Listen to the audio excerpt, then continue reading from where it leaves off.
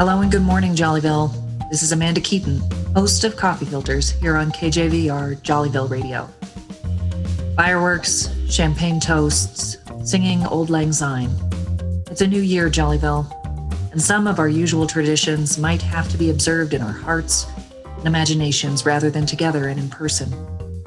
No matter what your celebration looks like, we're so glad to have you with us here in Jollyville as we all journey into 2021 together.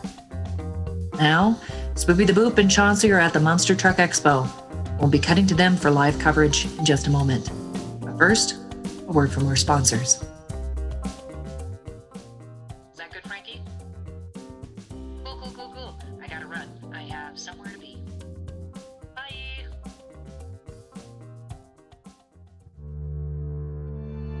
Delicious, saccharine, dairy-free, announcing the all-new line of luxury ice cream made for vegans and lactose-intolerant people by the designer Robert Cheerful. Lactose-intolerant.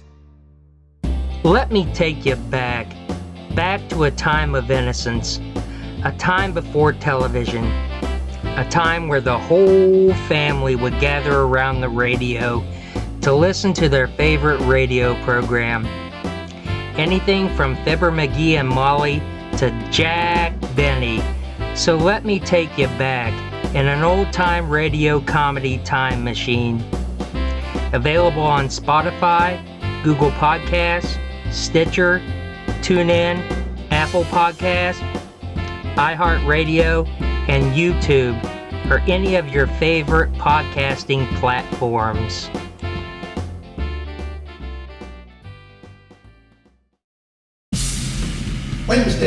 Wednesday. Grab your butts and bring them on down to the wild world of monster trucks. Presented by the Malakoff Bubble Bath Factory and AK's Mad Art Designs. Featuring your favorite trucks like Dashboard, Sebastian, Taylor Stickship, and Fluffy. This Wednesday at the Jollyville Exhibition Grounds. Be there or be lasagna.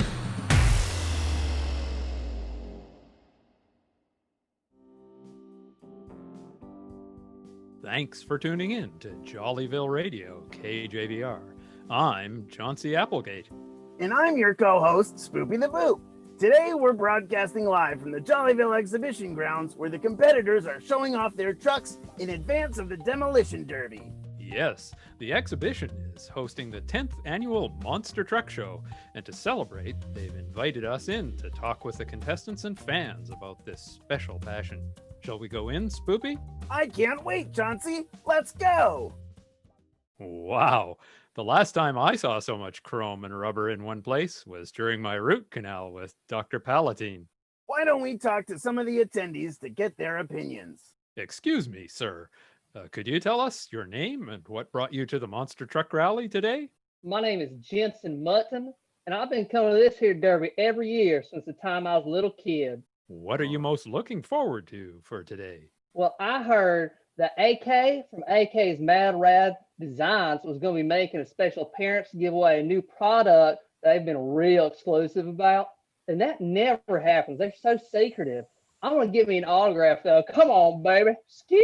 How inspiring. Chauncy, let's go over there to the home-built full custom section. Wow, look. That's a really cool truck with all straight body lines, but nothing seems to be in the right place. Oh yeah, so weird. Let's see if we can find the owner. Hi, I'm Paul Fredrickson, mayoral candidate.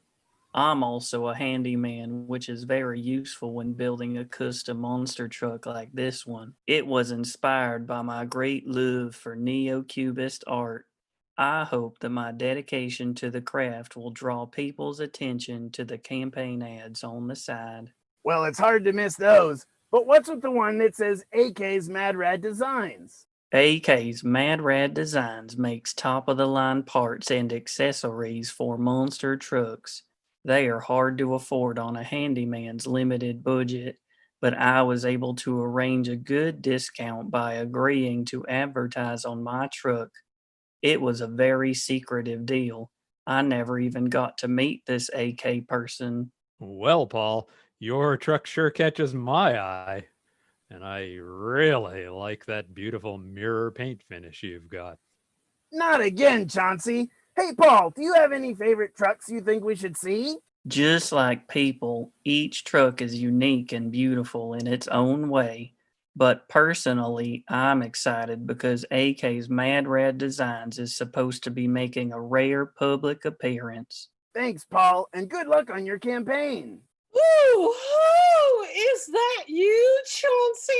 Is that you, Sboopie? What are y'all doing here? We're giving our listeners a taste of the monster truck world. What are you doing here, kitty? Why, I'm here with Peggy Breaker to showcase our new collaborative creation. Yep, that's right. Really, Kitty? I thought you and Peggy were arch enemies. Why, after all that thoroughly and unnecessary unpleasantness at the casserole cook-off, Peggy and I decided we were just going to bury the spatula and find a way to get along with each other. So we done put them mixing bowls back in the cupboard. Isn't that right, Peggy dear? Life's too short for meanness. Well, we started talking, a little jibber jabber here, a little jibber jabber there, and discovered we both had a passionate and long abiding interest in all things big and showy, just like these here monster trucks. So we decided to work together on one for this very event. Yeah, but only for this show. Well, and who knew? We actually worked pretty well together, and turns out, though you could have fooled me, Peggy may be a little on the, shall we say, brittle side, but actually she ain't such a crusty old hinkle widget after all. You're pushing it, kitty. What are you most looking forward to at this event? Well, I'm so excited to finally see AK of AK's Mad Rad Designs. I hear she's going to be giving away a brand new item before it's even released to the general public and on the store shelves. Can y'all believe it? She? I thought AK was male identified. Well, I don't know. Male here, male there. What's the difference? They're all so elusive. Thank you for your time, and good luck in the drawing. Say, look over there. That truck looks like it has some familiar faces next to it and an attachment on top I have questions about. Let's go say hello. Oh, hey, it's you guys again. Ski! Come on, look at this one. Let me introduce you to the owner. This is Richard Dairies. What can you tell us about your monster truck? Why, hello. Our truck is called the 5-Tire Crusher, and I don't know how we'll do in the general competition, but I feel very confident about taking home the prize for loudest horn. You look familiar. Weren't you on Average Size Desk Concerts? Jollyville Brass Band, right? No, Jollyville Brass Sextet, Chauncy. Quintet, actually. And yes, that was me. I repurposed a piece of bass trombone to make the monster truck horn, and I'm happy with the results. Did you call it the 5-Tire Crusher? I'm saying 6 tires. Well, one is from Canada. And doesn't the spare tire make 7? You never count the spare tire. Okay, enough of this guy. Who's next?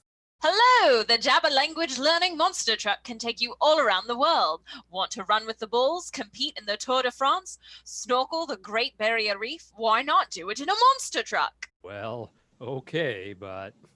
And this year we hope to compete in the loudest and most obnoxious horn contest. Just listen to these fine horn honkings. Aloha. Jumbo. Bonjour. Guten Tag. Buenos dias. Anything is possible with the Jabber Language Learning Monster Truck. Hey there, monster truck fans. It's time to grab your butts and get over to the exhibition stage for the new product demonstration by AK's Mad Rad Designs, presented by Carrie Gardner of KJVR. Hey, Sboopie, look over there. Isn't that Amanda Keeton? It sure looks like her, Chauncy, and she's headed right to the exhibition stage. I thought Frankie said we were the only ones covering this event. No way Amanda would be here on her own. We better follow her to find out. Boy, she's quick. I'm having trouble following her. I don't see her anymore, do you? No, I think we lost her. Well, let's just go to the exhibition stage and see if we can reconnect with her. Step right up to the main stage. I'm Carrie Gardner, one of the reporters for Turkeys and Icing Sports Show on KJVR. The most highly anticipated product releases in motorsports is about to begin. AK's Mad Rad Designs will be raffling off a secret prize, and you must be present to win. This is what we've all been waiting for. Oh, I just can't wait to see who AK is. Oh, I hope I win that Mr. Raffle. Skip! May I introduce to you the head of AK's Mad Rad Designs, the most hardcore designer in all of monster truck history, Amanda Keeton.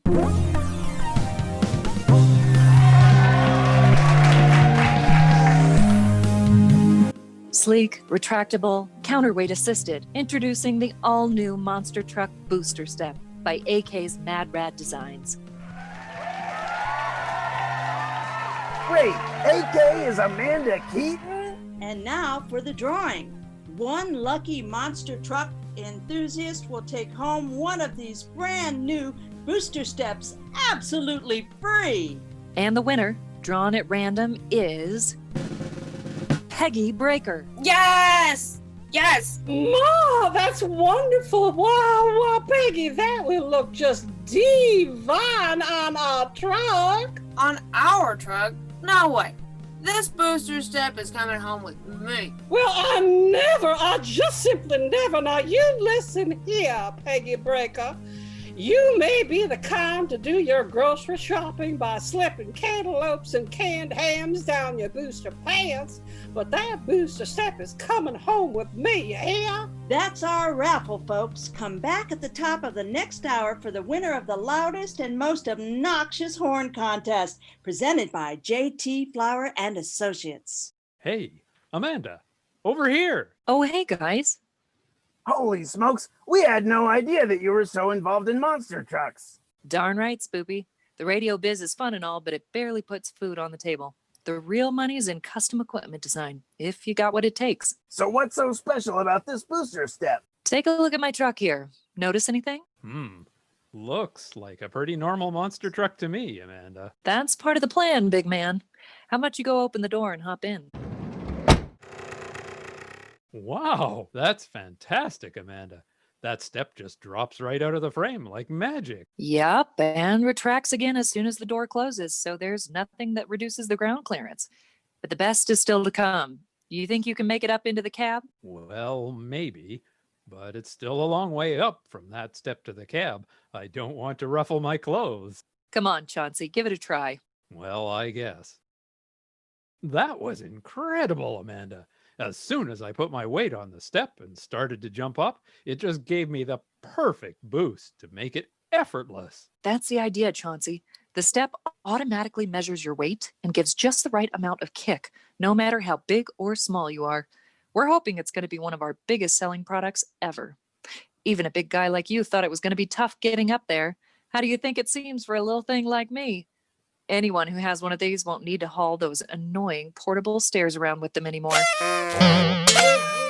What the heck was that? Oh, don't worry. That was just someone testing their horn for the loudest and most obnoxious competition later today. Sounds like a potential finalist to me. I'm going to go have a look. Thanks for the demo, Amanda. I hope your booster step is a big hit. Well, Sboopie, I guess that's it for us today. Too bad, Chauncy. We've barely scratched the surface of what's here. That might not be the best phrase to use around all these exotic paint jobs, Sboopie, but we've sure had a fun time here today live at the Monster Truck Show. Thanks for tuning in. Until next time, I'm Chauncy Applegate. And I'm Sboopie the Boop, signing off for now from the Jollyville Exhibition Grounds. You're listening to KJVR Jollyville Radio. This is Jollyville Community Beat with UncleASAR. We're continuing our conversation with Bob Daun, psychiatric mental health nurse practitioner in Northfield, Minnesota. Now, I know you're doing some incredible work throughout the country with opioid addiction and recovery. which is a national crisis, the addiction. How did all that start and what's being done about it? Yeah, I think I got really interested in it. I used to work in an ER before I was a psych provider in downtown Minneapolis. And I mean, every single day we would see multiple people coming in with opioid overdoses, whether it was heroin use, prescription meds, whatever. And I mean, just from an anecdotal standpoint, it was obviously a problem in the community. And I just found out as I got into being a psychiatric provider that it was kind of this area that nobody really wanted to deal with. It was just this category on its own, separate from medical issues, separate from mental health issues. And I started to realize nobody really wanted to touch it. It was just something that even in the professional world, there was still so much stigma around that people didn't know how to talk about it, or people didn't know how to not blame people for the choices that they made that led them to that area of their life. And I just really felt a moral and ethical drive to not be a part of that. And I found out that there were ways that I could get a special DEA waiver and special training to provide medications that directly helped with that crisis. Like you mentioned, it's a national crisis. And I went through that training and did just that, worked with the county to open up my own opioid use disorder treatment clinic.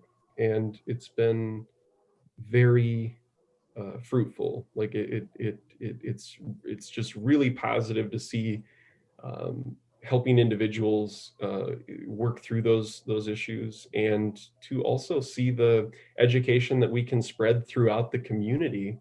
And again, because of COVID, the level of collaboration that we do with sheriff's departments, ERs, other doctors, therapists, chemical dependency groups, county social work, like just enormous levels of collaboration. We've been able to educate the community and teach them that just like diabetes, opioid addiction is a disease. And you wouldn't look at somebody who comes into your ER who has diabetes and is having a diabetic ketoacidosis and say, oh, here comes another insulin seeker. Like, and yet, we have some people who would say, here comes a drug seeker. And so working on trying to change that has been, we've seen a lot of positive change in our community. So. Now, you alluded to the concept of dual diagnosis. Can you talk a little bit more about that? What specifically would you want me to talk about on that? The intersection between like some of the mental health things going on, maybe with COVID and people using more alcohol. Sure. Yeah. Yeah, that makes sense. So yeah, there is a lot of crossover, and what we've seen in studies and has shown that more than 40 to 50% of people with an addictive disorder, whether it's alcohol use, even tobacco use, opioid use, it's generally diagnosed in combination with diagnosable mental illness. And almost always there's some form of trauma that has happened in a person's life or something, or possibly just the untreated mental illness, that what's going on there, what the process is they're looking for some way to get the symptoms to go away. And as you go through life, maybe you try a drug, or you drink your first drink of alcohol, or whatever the case is, you have your first cigarette, and you realize that maybe your anxiety is a little bit less when you do that. Maybe you don't have the nightmares that you had when you were just trying to go through life without that. And so you kind of subconsciously are looking for ways to make those symptoms go away. And unfortunately, it's not always the healthiest thing, using these different substances to do that. But that's where a lot of the addiction comes from that we see is in conjunction with these other diagnoses. You mentioned trauma. Do we need to wait on a traumatic event? I mean, we're all experiencing trauma through COVID-19, but we need to wait on a traumatic event to, I guess, make sure that we are healthy mentally? That's another really good question. And there are probably multiple ways of addressing that. It's also a very difficult question because the best way to approach trauma is different in every situation, is different with levels of trauma, and it's different with different people. There is a period where we look at trauma as being acute versus chronic. And you definitely do want to address trauma that people have experienced sooner than later, because the processes that happen within a person's brain that lead to some of the things like insomnia, whether it's from nightmares or just being afraid to go to sleep, the hypervigilance, so like looking out for events that were traumatic in the past that might happen again, avoiding people, not making emotional connections because of that. Those things get worse with more time. So if you haven't addressed the trauma early on, it's hard to work on bettering those symptoms if they've really become ingrained in a person. So Bob, if we realize we're experiencing some mental health challenges or addiction or worried about a loved one who we think is, if they're experiencing the same, what resources can we point them to or look at ourselves? There's always, like the first thing, like I just mentioned, there's always each other. And that's a really great starting point, right? Checking in on each other and saying, hey, like if you're worried about somebody, first thing, like just text them or call them and see, like, are you getting out of bed every day? Like just ask a harder question, not how are you doing, but like, are you getting out of bed? Things like that. Like, is it maybe a little bit worse than what we think? Because everybody, how are you doing is a loaded question these days. And so finding other ways to approach it. And again, like just being therapeutic to your friends, your family, if those worries come up, trying to have that hard conversation and encouraging them to find help, talking to other people and sharing our problems and working through some of these emotional difficulties has the same effects on people's brain chemistry that are the medications that we use do. They literally have effects on people's brains, just talking with people and working through those problems.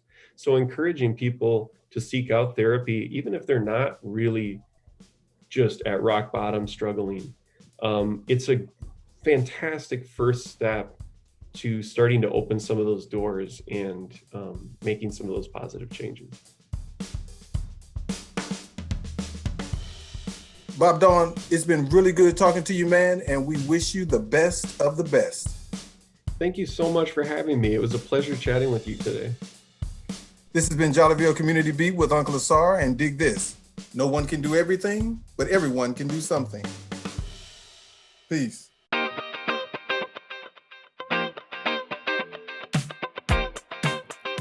The creative team of cast and writers behind Jollyville Radio includes UncleASAR Alkebalon, Emily Ansonek, Lizzie Brister, Michael Crosa, Michelle Darcy, Richard Dayries, Brian Green, Alan Kay, Susanna Kay, Pilar Kepperda, Robert Leary, Brian Routson, Thomas Schlitt, Michael Stanley, Matt Waite, and Kay Wise.